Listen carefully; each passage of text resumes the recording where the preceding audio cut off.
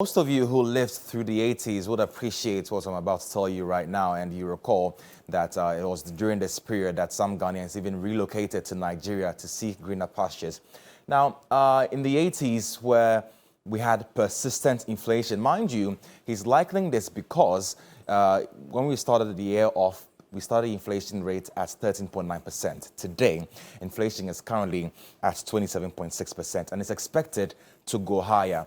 Some of the characteristics which, characterized the economic hardships back in the 80s was also a fiscal imbalance as well as declining growth, as we know that we're not producing more in terms of industry. There's also a decline in per capita income, which is why, Labour is asking for an additional 20% increase of the cost of living allowances with worsening incomes there. Again, the bad balance of payments due to withdrawal of donor aid, also due to the fact that we're unable to pay back some of the loans that we receive from these donors. With severe food shortage, you go to the marketplaces, food prices are going up almost every single day. With a shortage of foreign exchange, as we import more, we're exchanging more cedis, leading to the depreciation of the cedi as well, inadvertently increasing black markets there. So here are some of the characteristics which characterized the economy back in the 80s there.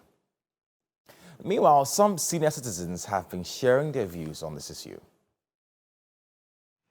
The theater was better. Because here now we don't, because that is why I said that the revolution, we understood that revolution. But now what is going on now? We understand that they said it's a petrol. So how can we find the solution to the petrol crisis so that we can live better? So if you couldn't find the solution to the petrol crisis, then the things will continue to go high and high and high. And no one can solve it. The economy in this country is very worse, is very bad. So they are not saying anything about it, but they're also talking that they are going to break it. I don't think that it's going to work. In 79, you see, when they increased petrol, before Akwesibotwe would come, before 79 I was driving taxi, before Akwesibotwe would come to the studio, what Akwesibotwe do is he makes sure that the transportation and everything will be settled before we come and sit down. So when you are going to Tamale or you are going to Boliga or you are going to anywhere, you know the price.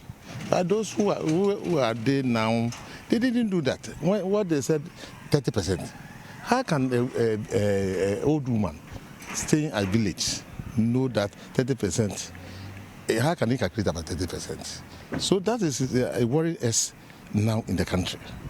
Oh, ahunchire mozisia de ahunchire ewo pa maybe a twomo de na ewo ho no but na ntise because sisia no bibia ekonanim first no so kita 5 cedis kwa na unu te iska but sisia no development ni niam bia akwanim ama okita 5 cedis kwa unu te iska okita sisia okita be 10,000 now yi 5 cedis fees kwa now usika na depreciate that 83 no kano ono na satam no ekomu wo pa na satam ma mi kra todoko no nti dokura ma mi to no mutumi di ebo ebe sunlight o mu todoko no wi a nsuo no so dokunu nsuo no so ono so o mu sunlight na o mu